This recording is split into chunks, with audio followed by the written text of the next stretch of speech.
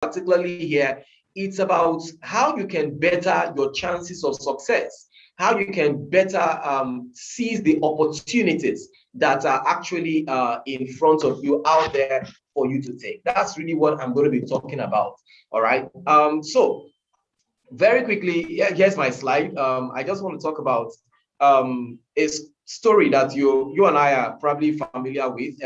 Whether you're a Christian or a Muslim, you're familiar with the religious story of a man like Jacob, for example. All right. And this guy, as a Jew, you know, he's an ancestor of a Jew. Jacob left his father's house with nothing. All right. And 20 years down the line, he returned and reunited with his brother. As when he was reuniting with his brother, he was wealthier than his boss. He was the wealthiest man in town, wealthier than his boss. This guy left with nothing, returned as the wealthiest guy in town. All right. And I think that's something quite instructive, something we should pay attention to. And I'm going to be talking about that very shortly. The second part of this is that his son, that's Joseph, left with nothing also, went as a slave, when he was sold as a slave by his brothers. Interestingly, 21 years after, when he reunited with his brothers in town after Pharaoh, I tell people the $1 million question is, how is it that this guy was able to create wealth without capital? And the $1 billion answer is that he was able to recognize and utilize capital that is beyond money, like his dad. All right. And I tell people again and again, if you always think strictly in terms of money, all right, instead of using your sixth sense to perceive that capital which is beyond money, you will be poor. You will be poor. If you always think in terms of money, you will be poor. But if you can be liberated in your mind to not be mentally dependent on money, then you can actually attract much more to your life. All right. The third example, the third person I want to talk about is the prodigal son. All right. The prodigal son left his father's house with everything.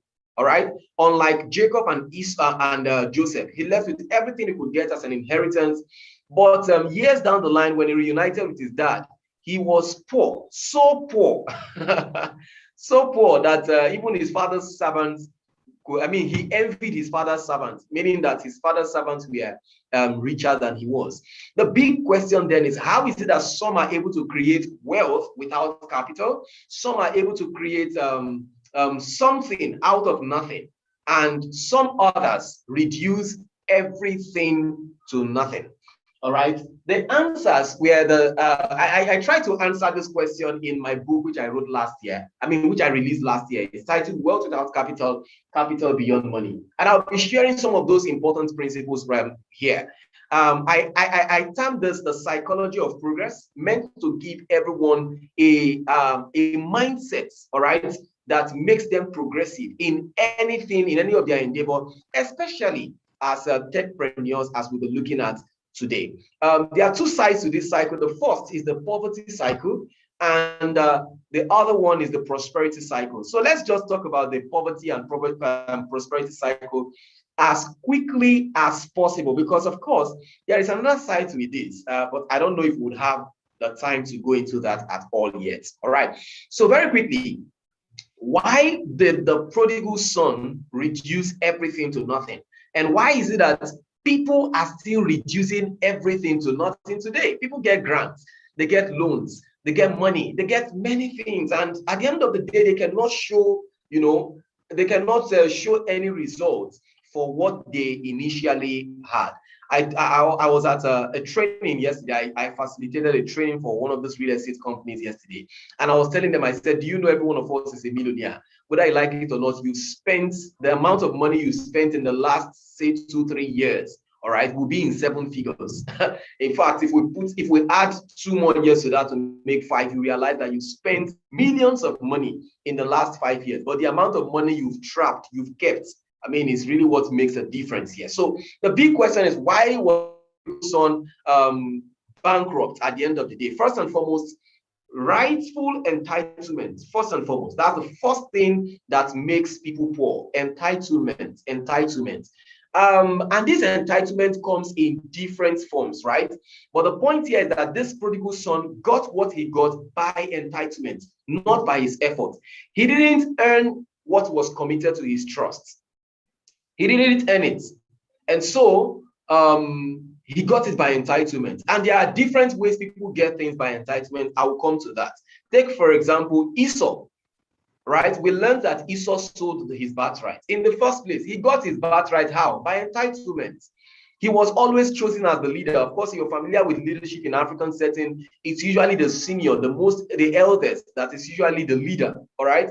But you see that the eldest being conferred with the title or the privileged position of a leader does not necessarily mean that the eldest is the most suited for the position. It just means that he has been chosen by something other than, what makes for leadership.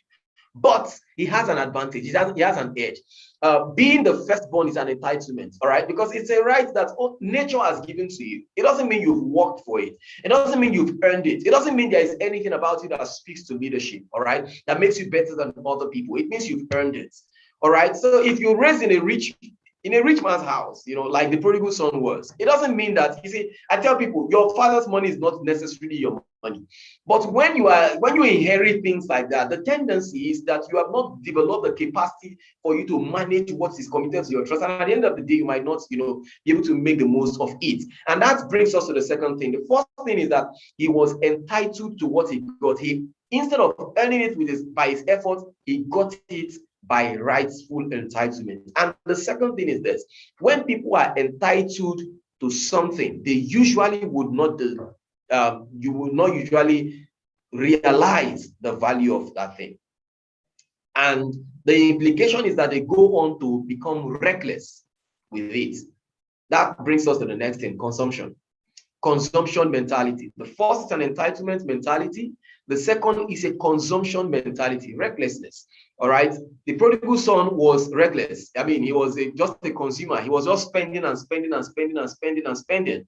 And by the time he was done spending, which brings us to the third thing, he ended up redundant as a slave, seeking survival. You see, this slavery and survival mentality is the third thing. All right. And there are different ways these things show up. You see, take for example, in business, some people don't know why, they experience increase in their business. For example, in the days of the Egyptians, there was a particular time when there were 7 years of plenty and 7 years of famine. During those 7 years of economic boom, as it were, those guys did not know why it was working. They just happened or stumbled upon a good situation, a pleasant situation, just like Nigeria stumbled upon oil boom in the 1970s, all right? And guess what those Egyptians were doing? They were spending and spending and spending and spending. They were just, consuming everything because they got it all by entitlement. And by the time Joseph was in that situation, and he was saving. As a producer, he knew how to produce and add value, all right? He was saving and saving and saving. By the time the famine came, guess what? These guys had to, settle for survival by selling themselves as slaves to Joseph. All right, Joseph was, buying them cheap for Pharaoh. First, they gave him money. Then they gave him their cattle. Then they gave him their land. Finally, they sold themselves to him. And you will have heard the words of King Solomon that says, the borrower is a slave to the lender, and just like the rich rules over the poor. All right. So these are the things that makes people poor. And you can apply these three things to different contexts, whether in the employee space or in the entrepreneurial space. These things will always, come to pass. You find a person who is talented. Talent is what God has given you. Training is what you add to it. Training is what makes you as valuable as possible. But most times, talented people, though they have great potential, they equally have great potential not to fulfill their great potential. Think about it.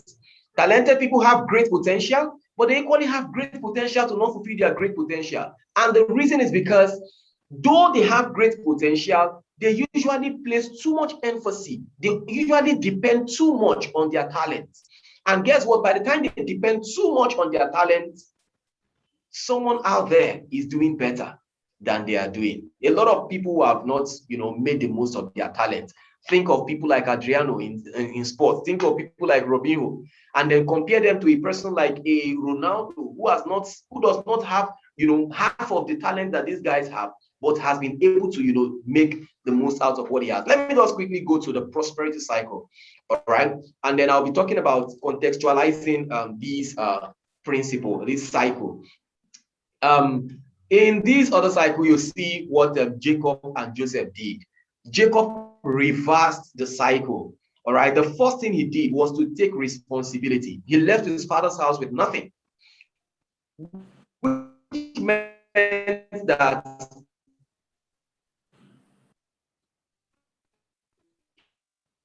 he was taking responsibility for everything that he would ever have in life. He earned it. Laban, he did not just serve you. All right. I will serve you. You will pay me. There was a negotiation. He opted for service. Whereas some other people will say there is, it's popular that there is one uncle somewhere that is the reason why some people have not succeeded. There is one rich uncle somewhere that's the reason why a whole lot of people have not succeeded. All right. So taking responsibility is the first key. Taking responsibility means that you take charge. You have no form of mental dependence on anything, on anybody, not on the government. And I think this is really one major thing that distinguishes entrepreneurs from employees.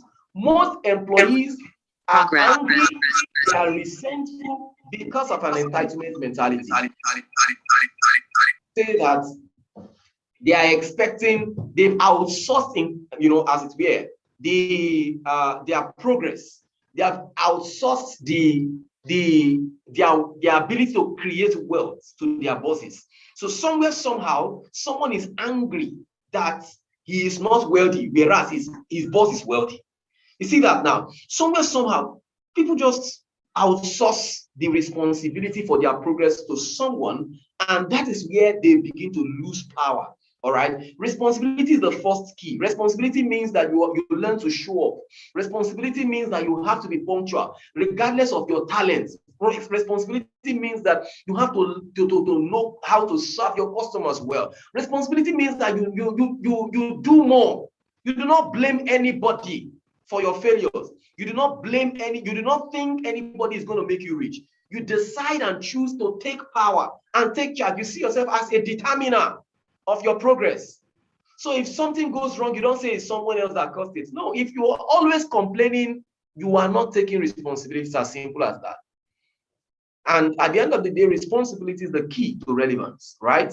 There are a whole lot of, dimensions to this, but like I said, I'm not going to touch everything. Let me just start with that. Responsibility is number one. The second thing is resourcefulness.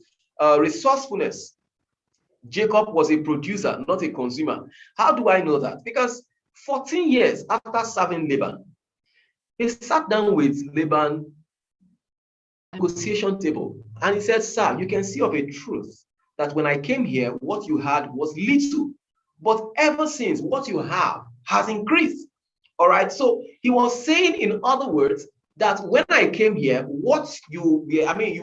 the bottom line was in millions, but now it's in billions, which means that this guy was simply saying that he was adding value. Were he to be taking value without giving value, all right, that business would not have become what it was.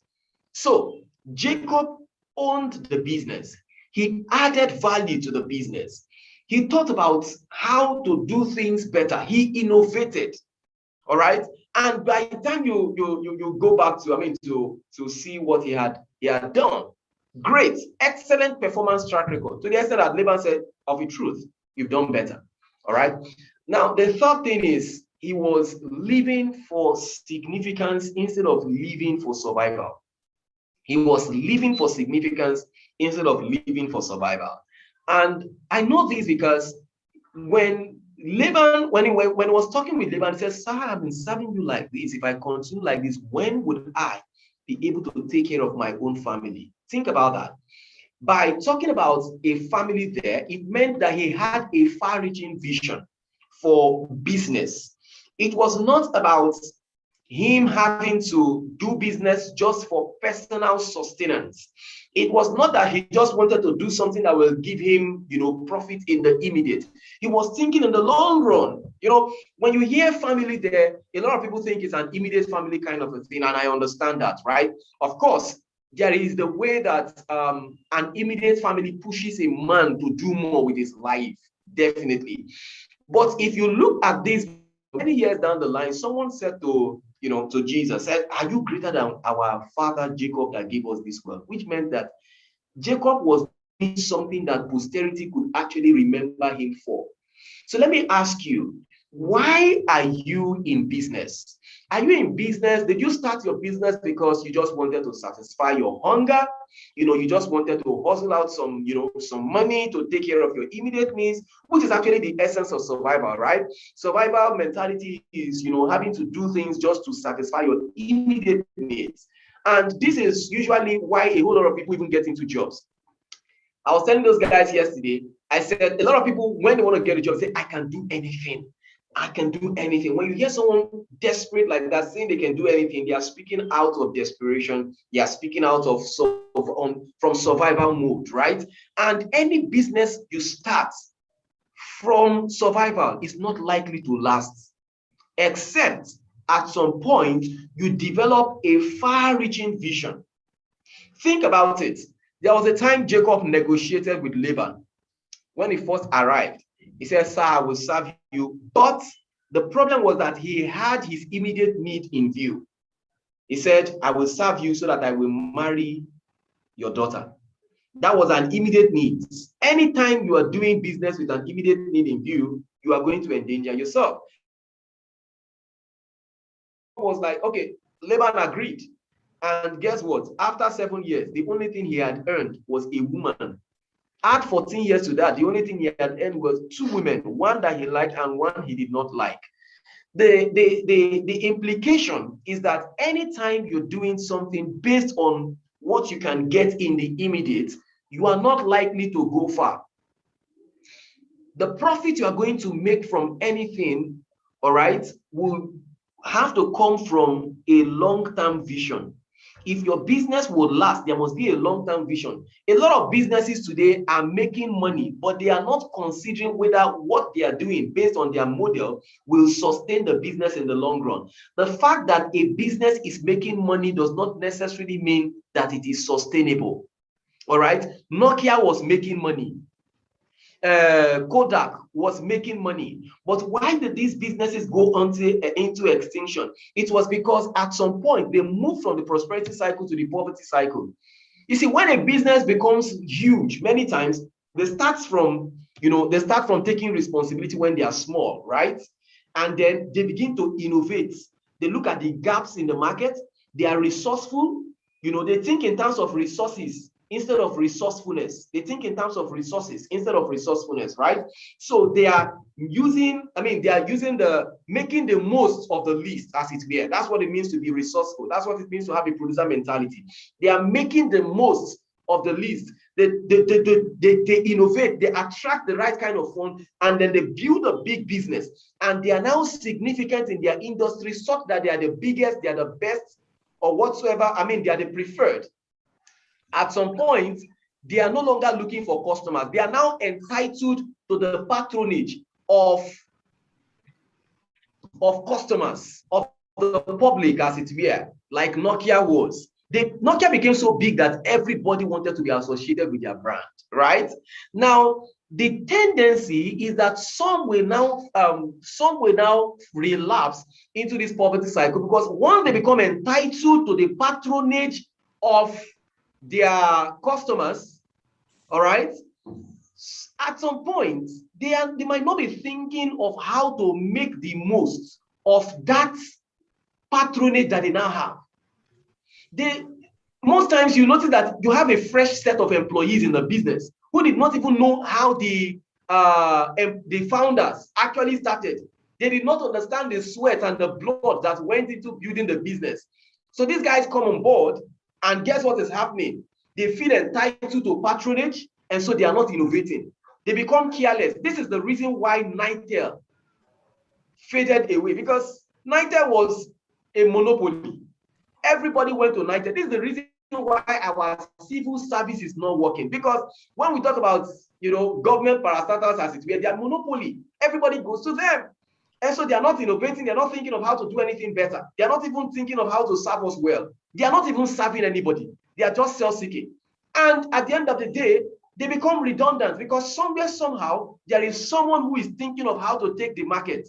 They might be, like we usually say, guerrilla tactics, underdogs, using guerrilla tactics, and they come on board and they take over. Once people start feeling entitled to patronage, they begin to lose, instead of making the most of the least because they have a lot of money or whatever, they begin to make the least of the most. And at the end of the day, they get into redundance. And before you know it, they are struggling for survival. This is a cycle. I tell people how fast and how far you will go in life will be determined by how well you are able to deliver yourself, to run away, escape the gravity of this poverty cycle and get into the prosperity cycle.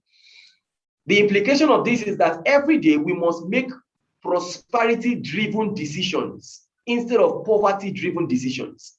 This poverty and prosperity cycle is the reason why Africa and most African countries are underdeveloped.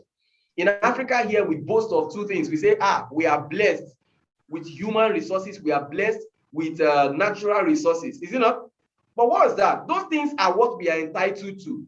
The question is not about what you are entitled to. It's about what you are doing with what you are entitled to. And most times, we really do not mind. We do not make the most of it. That's where we get to reckless consumption. Oil has not helped us. In as much as we are, we now have oil. But the question is, what have we done with it? Israel is not as blessed. All right? Israel is not as blessed as we are. But they are always thinking and taking responsibility. And guess what? They have a long-term vision of playing big as world powers. All right? The typical, Nigerian or African business is just set up to, cater for one's needs. And once your business is set up to cater for your needs in the immediate, you are probably not seeing what is coming on in the long run. You can never get so big and get so significant. I tell people this is one of the major problem of employees. They say, okay, I want to get into a particular, they have a dream job. I want to get to a particular company. I want to do a particular job. Why? Because it's a high-paying job. They are thinking about how a company will make them rich. They are not thinking about how they will enrich, about what a company will become because of their presence, because of them. In other words, they are feeling entitled to the company's resources. So they are not thinking of how to add value. They are thinking about how the company will add value to them. You see that now? So when they get into the company at the end of the day, they are paid maybe 7 figures in an oil company. And before you know it, they begin to spend, they begin to buy this, they begin to expand their lifestyle. And before you know it, their lifestyle catches up with them. All right? It catches up with their needs and their salaries. Begin to speak this, they are now at par. And before you know it, in the long run, they are asking themselves why they are not rich. They are not rich because they are thinking in terms of entitlement rather than in terms of responsibility. They are thinking in terms of consumption instead of in terms of resourcefulness.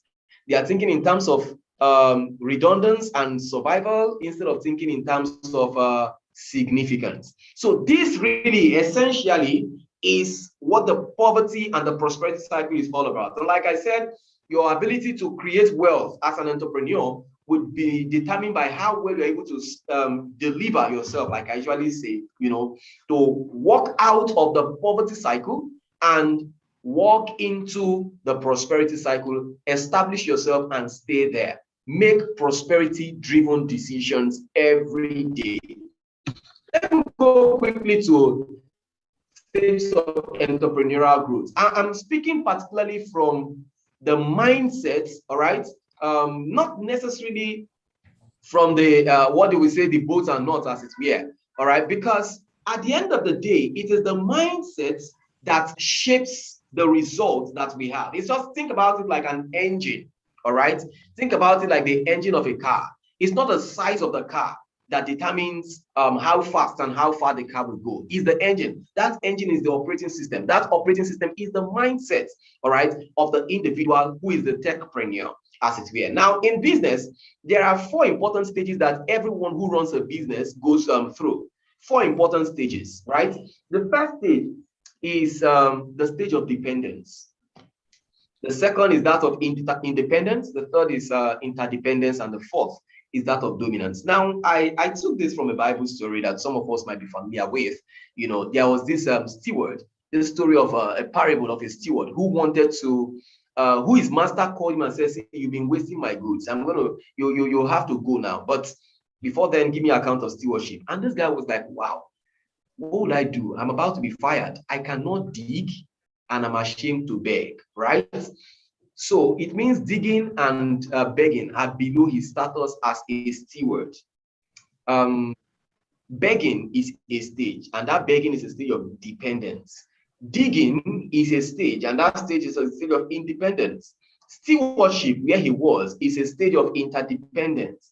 And lordship, where his master was, is a stage of dominance. So these are the 4 important stages that everyone is going to go through in their life. So as an entrepreneur, you find yourself in these 4 stages. In the first stage, all right, as a child, you are dependent on the labors of others for survival. Your parents gave you that privilege to be entitled, privilege to consume as much as you can, and privilege to live for survival. No one was asking you to make a contribution as a child, all right? They just even allowed you to live for survival, not necessarily for a long time or something. The point there is, these 3 things are supposed to create in every child a sense of esteem, a sense of identity, a sense of deserving of success. You are when you cry, they answer your cry. When you give an opinion, they listen to you, not necessarily because what you are crying for makes sense, not necessarily because your opinions make sense, but they are just trying to tell you that, see, your ideas matter, your opinions matter, your cry, your desires matter, they are valid, right? When your parents validate you like this, they are creating in you a sense of esteem. And believe you me, it might look like these things don't matter, but a sense of esteem is, and I mean, the most important foundation for wealth creation. What does the entrepreneur need? Self-esteem. I mean, can anybody argue against that? That self-esteem is the key. You need to think about yourself as deserving of the success that you are pursuing. For you to attract certain levels of success, you must be able to tell yourself, I deserve the best in life. And that's really what this stage is about. Coming to accept the fact that you deserve the best in life. This is what keeps people, this is what defines people's response to failure. When people start something and they are not succeeding, if they have a good sense of esteem, they stay at it. But if some encounter failure, they begin to feel that, oh, I failed, I'm a failure. But a person who has a good sense of esteem understands that he might not always get what he wants, but if he tarries, if he stays there, eventually he will get what he's looking for. All right? So that is important. That's key. Self-esteem is needed in dependence. And in this dependence space, what you're leveraging on is what I call heritage capital. Now, heritage capital is whatever your parents could afford you in terms of your environment, in terms of education, in terms of exposure. These are crucial. The resources you had, this is important, right? Now, the next phase. Okay, so these are important lessons in this phase, all right? How you handle failure tells a lot about your fitness and readiness for success. But I don't have all the time to go into this now, but let's move on. The next phase is the digging phase. You see, this digging phase is when you start a business of any kind, you start an adventure, you start your, even when you start out as an employee or you start a business, you are going to notice 3 important things. 3. In your begging phase, or what you call your dependence phase, you have been used to taking water, as it were, from the tap How do you take water from the tap? You just turn on the tap and it comes, and that's fine. You ask your parents, I need money, they give you money. You ask the person who you are dependent on, I need money, I need this. Everybody's responding to that. It was easy to do that, but at some point, you become independent. You begin to take responsibility for yourself as an adult. You start a business. Now you are no longer dependent on your boss. You're starting a business. You're going to notice 3 important things as an entrepreneur. Number 1, you have limited freedom. Everyone who is an entrepreneur here understands what I'm talking about when I say you don't have control over your time. You left your job thinking that, wow, I'm going to have control. I mean, I literally work till 11 p.m. most times. All right. And some people do way more than that. All right. If you're starting anything, you have limited freedom. Why? Because you have limited resources. You need funds. The funds are not there. You need people. The people are not there. You need infrastructure. The infrastructure is not there. You are limited on many fronts. You need clients. The clients are not there. You are limited. All right. Your clients control your time. Everybody is controlling you. Even the people you are employing as it were, they will control your time at the end of the day. All right. Number 2, you're going to experience low efficiency. It's just like digging the ground, right? When you're digging, you have to stay on one spot. That's limited freedom. Then number 2, when you're digging, it's like you're trying to get water, but you are finding sand. Initially you were taking water from the tap, it was easy, but now you are having to do it all by yourself, by digging the ground for yourself. You no longer want to drink from the wells of Laban. You want to drink from your own well, Jacob's well. All right. You notice as you are digging, you're looking for water, but you're finding sand. This is very crucial. In entrepreneurship, you're going to experience low efficiency when you start. You're looking for funds, it's not coming. You're advertising to many, and you are getting few or no patronage at all. It's part of the entrepreneurship journey. But the question is, are you going to be making poverty-driven decisions, or you're going to be making prosperity-driven decisions in such a case? Then number 3, you're going to notice loneliness. Why? Because when people can drink water from a tap and you call them to come and dig a well with you, telling them there is water in this ground, who cares? When they can get it easily somewhere. And that's why you try to employ certain people and they're like, no, come on. They just experience limited freedom, low efficiency, and you experience loneliness. When you start a business, a lot of times it will not make sense to the people who have always believed in you, those who have always clapped for you, those who have been hailing you, and suddenly you just realize that they are no longer hailing you. Suddenly you just realize that you are all on your own. Everybody has just left you. All the people that promised to support you, they are no longer there. It's a lonely journey. But the question is, will you quit or will you stay? That's the big question. So how do you navigate this phase? What are the prosperity-driven mindset that you need? Number 1, I have 8 here, but I definitely will not talk about the 8. All right. I just want to touch few things. I won't touch few things. Well, I mean, beyond what you have here, you need to work for the long term. All right. Understand that entrepreneurship is not a short dash, it's a marathon. In fact, the key to breaking forth or to breaking out is consistency. And so when you start out, you have to start out serving. When I say you start out serving, you need to remember that the way I tell people is, take it like when you were dependent, all right? Others were serving you. You started out in life being served. Other people were serving you. They were at your beck and call. All right. Now you need to think in terms of how to serve other people. Very much important. You start out serving. You start out taking responsibility. Say, see, I don't feel entitled to patronage. I'm going to do things for I will do for people. All right. Not that you seek to serve yourself first. You have to work for the long term. The way to the top is down. That's second. The second important mindset. Understand that the way to the top is down. Very much important. The way to the top is down, which means that, as much as you set your eyes at the top, you must realize that it's necessary to serve. This is where you come to realize that there are relationships you need to have. All right. In as much as you want to make money. You will not always make money. It's not even everybody you are going to make money from. And I should say this, in your independence phase, in your digging phase, what you need to master is intellectual capital. All right? You need to understand how to do what you are doing. It is here you focus on developing products. It is here you focus on service. Service means to take the interest of another and make it your own.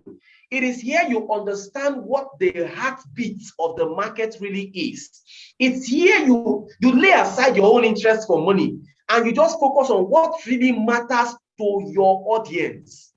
It is here that you understand what makes the big things, the little things that make the big things work.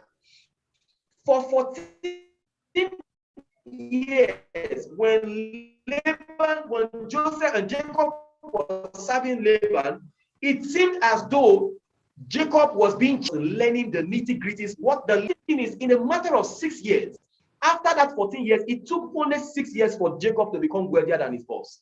Why? Because he mastered the business better than Laban did. Don't forget, he was so passionate that he was having dreams. At a point, he had an epiphany. And in that epiphany, he saw two things. Number one, he saw that the strict, speckled and spotted part of Laban's cattle were the larger part, they were the majority. He interpreted that dream that strict, speckled and spotted ones, instead of the plain ones, were going to be the future of the business. The question is, do you understand the future of your business? Do you understand the future of what you are doing? You will never understand the future if you are driven by a survival mode. You will never understand the future if all you are in for is to make money. You have to think beyond the money you are making today to understand the future. Jacob understood the future. So even though he was making losses, he was focusing on the lessons. That intellectual capital was key. He was honing his skills. He was honing his understanding. He was developing a model. These things are crucial. They are the operating system. You get the operating system in this digging phase when the money is yet to come. And the second thing he saw was that the animals were going to mate, it was the strict, spotted and speckled ones that mated with the plain ones. In other words, he knew how to engineer re-engineer the business. It was like he had taken that business in his mind from being in analog to digital form. So when he negotiated with Laban and said, "See, give me this strict, spotted and speckled aspect of your flock," he was actually about to take over the market. And his boss did not understand. His boss was like, "Name your wages." He said, "No, I don't want any wages." "Name your wages." He said, "Just give me this." And Laban gave him that. And in a space of 6 years, 6 years. The question is, have you really mastered your craft? Have you really mastered your business? Do you really know what makes that business work? Do you really know what makes it tick? If you're going, when you're in your digging phase, you want to master why that business, what makes that business work. All right. Even in this phase, you will notice that you might make money at times, but that money is not an incentive. It's just an incentive to work. It's not yet your reward. It's just like when you are digging the ground for water and you find the first appearance of water, you don't stick with that. You keep digging. You keep digging. If you stop digging at that time, 3 things: the water might not be sweet. Number 2, the water will not last. In the days when there is raining season, right? You're not going to find water there. All right? Then you need to learn to celebrate your little progress. All right? Because at that time, people might not be there. The media is not coming for you. Nobody is applauding you. You need to learn to encourage yourself. All right? And also be open-minded to explore. Learn skills that are relevant, own whatever you're involved in. These are important principles. Then in your digging phase, what really matters is consistency. This is the game changer of the independence phase. A lot of times when people start one business, they say, "Okay, this is not working." Before you know it, they get into another business. They never stay until they understand what makes or what should make that business work. That's what it means to have a significance mindset. Okay, I'm not just doing this for the short term. I'm not just doing it for the immediate. I'm doing it for the long term. All right. Very, very much important. The game changer of the digging phase is consistency. Learn to show up every day. Sometimes all you just need to do is to keep showing up. Keep showing up strong.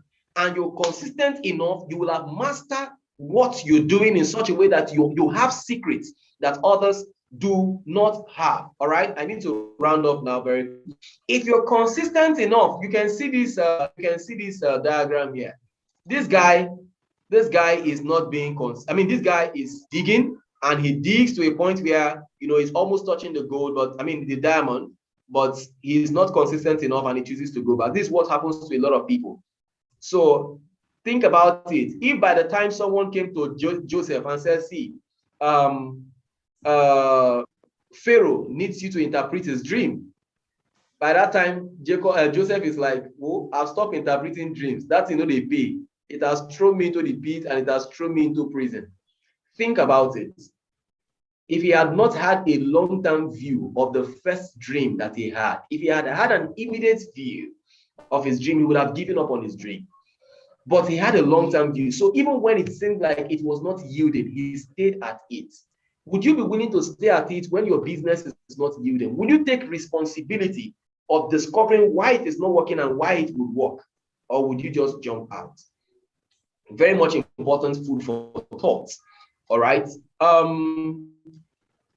In your stewardship phase, which is the next phase, you notice that the results begin to show. And the results will begin to show because now people have known you, they've liked you, they've trusted you. Somewhere, somehow, you've served, even without, when the money is not there. You've proven that this is not something you are in for simply for the money. All right. A lot of times people want to know that you are not just in here for the money. You are really particular about solving problems genuinely. All right. And so in this phase, what you have built that really works for you again is not just money, it is your relational capital. And this is a time when you pursue growth and expansion. Relational capital is the key that brings in the business. It's at this point you realize that before you begin to make people's money, pocket share will always begin with mind share. You learn how to keep relationships. And that's why the steward who was in the stewardship phase, the guy who we're talking about, when his master said he was going to sack him, the first thing he counted on was network, his relationships. In this phase, you must build the right relationships that brings you the juicy contract that you've been looking for.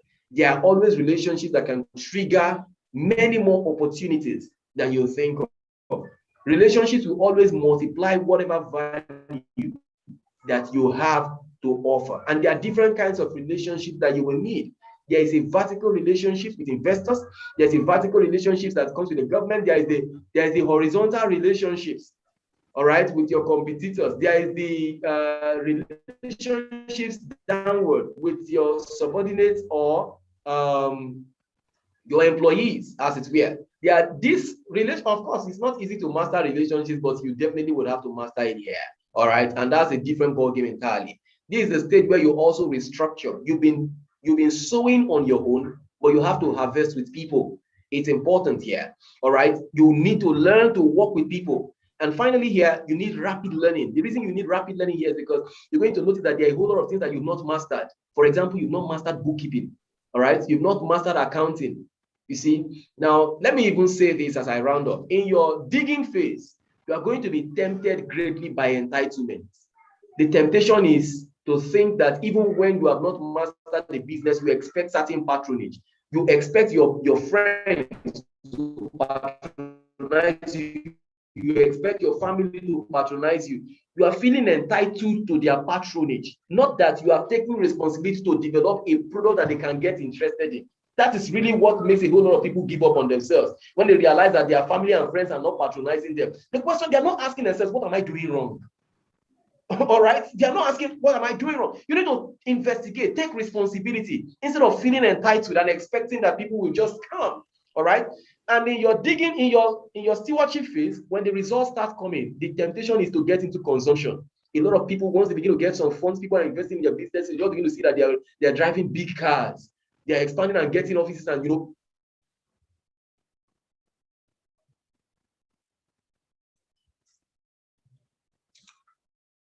Hello, Mr. Bryce.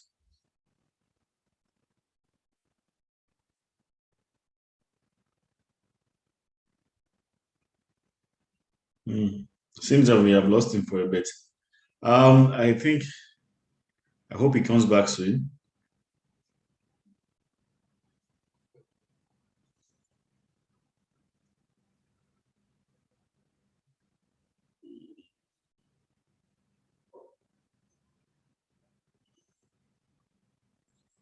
Anyways, while we're waiting for him to reconnect, I think it's been very fantastic so far. He has really touched on a lot of things, and if you've been following our program over the last few weeks, I think there's been a recurring theme about talking about mindset and having the right attitude towards business. And of course, we've seen over a period of time that all the speakers have come and try and damper our expectations of what entrepreneurship is. Last week the speaker was going on about we need to be very careful how we start businesses because business is not a get rich quick scheme. We need to be able to be skilled. We need to make decisions at the right time, in the right motivation. And these are the things that I think is being repeated today. We need to take into consideration what our thinking is, what our benefit, what exactly are we hoping to get out of our whatever it is that we're trying to do when we are engaging in entrepreneurship. And I've always said it in all my talks that the primary thing should be that we should create value. Are you creating value? Do you have a market for that value? Do you have the funding to be able to serve a particular market, market? And this is the things that we need to ask ourselves before we even decide on whether or not we're going to be an entrepreneur. Apart from that, of course, that's a business angle of things. Apart from that, we also need to, have that never say die attitude that every entrepreneur must have. I mean, I have been an entrepreneur before. I can tell you for a fact that it's not easy. I remember when I first started my entrepreneurship journey, there was a particular time, and I'll tell you this story, very funny. There was a particular time when there was supposed to be I was supposed to meet my investors in a meeting in Abuja. And this was what, 2015, 2016, I think. But during that time, there was this massive fuel scarcity, and I had to take a tanker from Lagos. I entered a tanker going from Lagos to Abuja just to make that particular meeting. So these are the kind of things that I'm luckily for me, that meeting basically brought about my first ever investment. I was able to, raise my first company. I was able to exit from that company. So these are the sacrifices that entrepreneurs have to make. We just don't know how to give up, right? We don't have to take no for an answer. So just keep on trying, keep on pushing, keep on striving. And thank God he's back now. So you have about 2 or 3 minutes left. So if you can just quickly round up on your presentation and then go into the other part of the program, sir. All right. So sorry about the network issue. No problem, I'll say that in your dominant stage, your lordship stage, as it were, your attention should shift from just earning an income to influence. All right. And once it shifts to influence, you begin to think, you have a wider view. It's at this stage that people think a lot in terms of diversification. What more can I do beyond money, beyond satisfying myself, beyond survival? What's more? All right. At this point, you're also not trying to go with the trend. You are thinking of how to create your own trends. All right. You're thinking in terms of diversification. You're thinking in terms of investment. You're thinking in terms of inventions and innovations. Not only that, in terms of the human capital, you're thinking of how to impact others.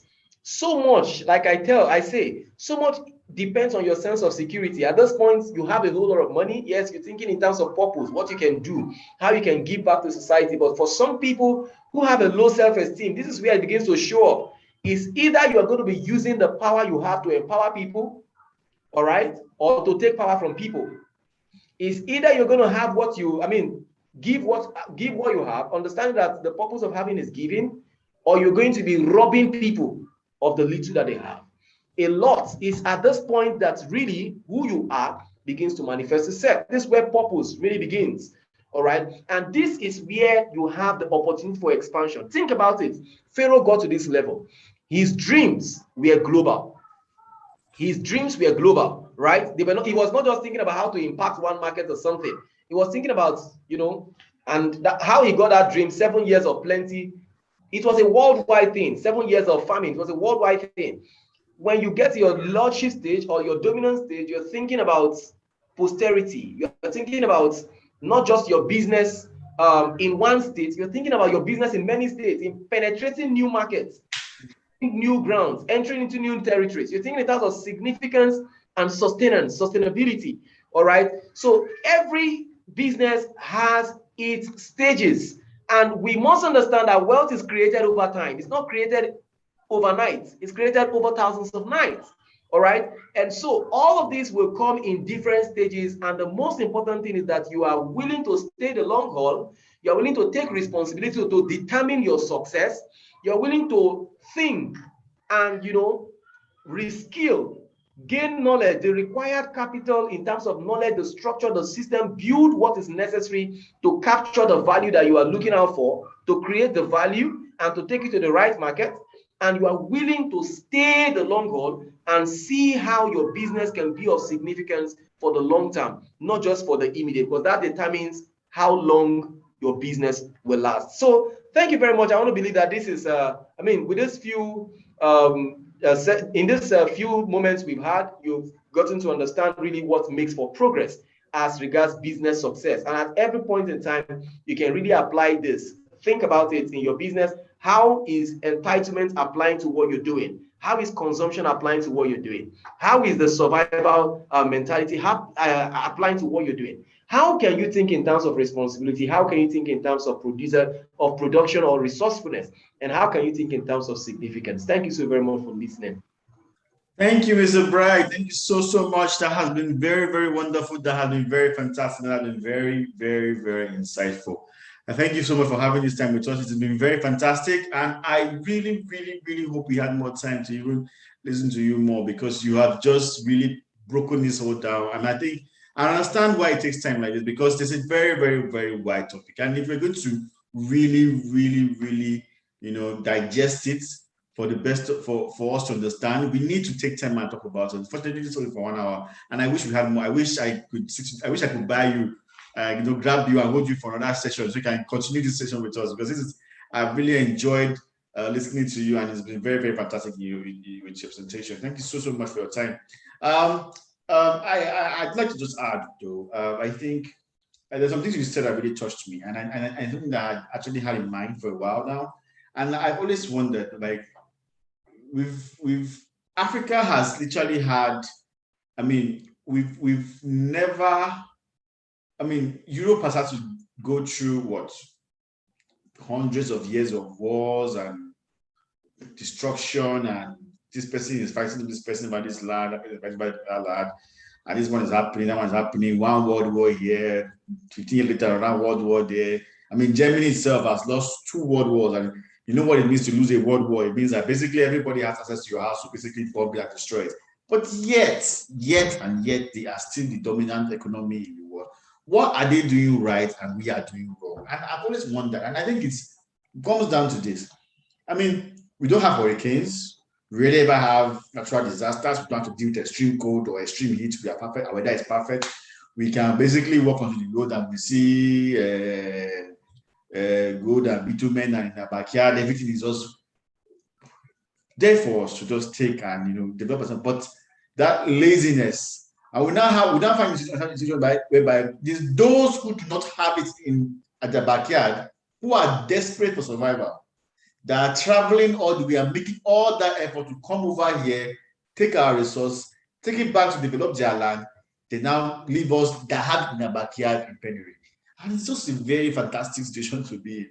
And I think it just comes down to it that says that it's desperation. I think when you are desperate, when you have been pushed to the wall, when you don't have anything promised to you, when you don't have anything entitled to you, you work hard to survive. Yes, you do. You have to. When it comes to that point, you just have to.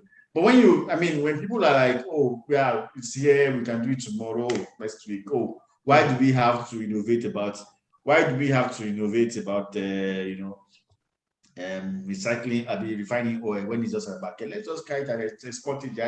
Let those people that need it in Europe and America, let them go and refine and give us back our oil. And it's just to exchange oil and collect naira. They will export it, they will refine it, create multiple business because their lives depend on it.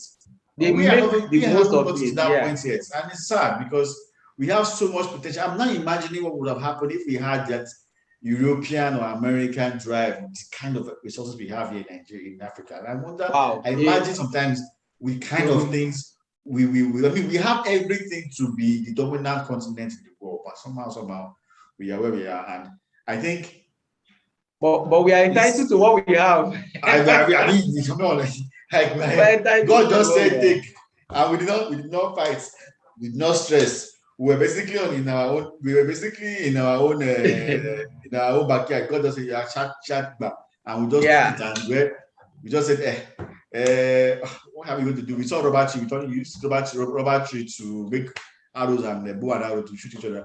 Why somebody in Europe said, rubber tree can make rubber can do tires, rubber can do this one, rubber. And it's just sad. And even today, you see here clamoring for, let's go back to the old days. Let's go back to tradition. Nobody's thinking about innovation, about creating, and it's just very, very sad. And I hope that if any future leader is in this call today, any future president or future governor, you are hearing this now and you're becoming inspired, and I'm sure that when you get into office, you will do more and you will do better. So just to conclude, because our time is very, very, very, we're already 5 minutes past our scheduled ending time, but I would like to just do tradition as per tradition. I'm sorry, here we are tradition. I am a Yoruba man and I believe in tradition. I'm an Edo Yoruba man and I strongly believe in tradition. And tradition says that we must ask our questions for the person that's going to win our 1,000 naira credits. And at this point, I'm going to crave the indulgence of Mr. Bright. Please, as I ask the questions, I'm going to put the responsibility upon you to pick the winner. The winner of this challenge is going to be the person that gives the best answer first. The best answer first. That is the person that is going to win this particular event. I'm going to ask a question. I'll put the question in the chat box there, and I'm going to ask people to respond to the question. And I want you to select the person for me, for you, who, in your opinion, gave the best answer first. Do I have agreement, sir? Yes, you do. Yes. All right, fantastic. So I'm going to do it right now. Sorry, before I do that, please, does anyone have a question? Anyone? Say it'll be like I spoke, and finished speaking. Anyone have a question? Are there any questions? You can raise your hand and ask a question if you have a question.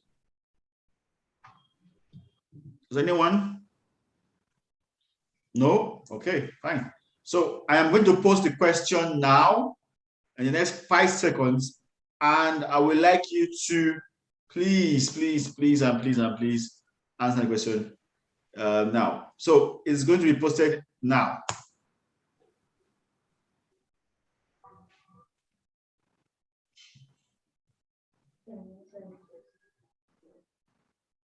Come on, somebody should answer my question.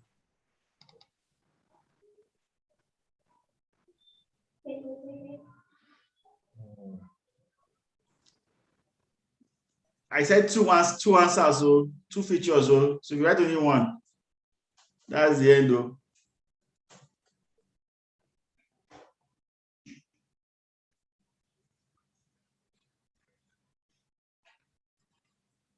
So I'm going to be closing this in the next 15 seconds.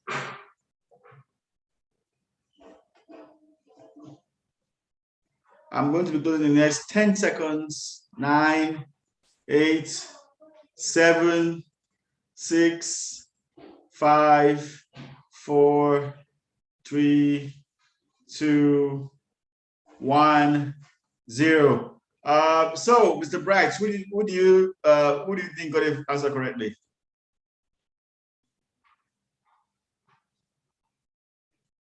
You're on mute. Jamyu Yakin got it. Jamyu Yakin, thank you very much. You are the winner of our challenge today. Please, I'm going to put my number in the group. I'm going to put my number right now. So please send me a message on WhatsApp or SMS.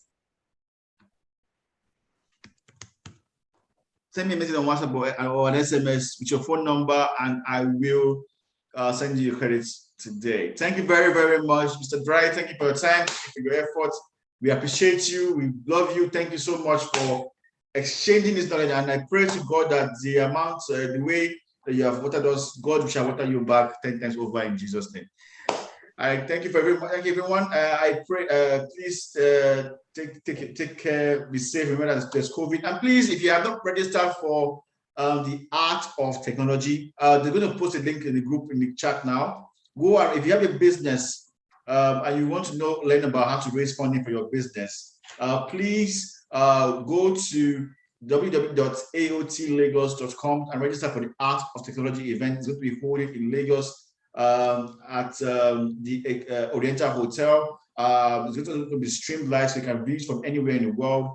Also, there's Collaborate Lagos. It's part of the events in AOT. If you have a startup and you want to be able to raise about up to $100,000 in funding, also to win a prize money of $1 million, interest equity free, just dash $1 million for the first person, $500,000 for the second person, and $250,000 for the third person.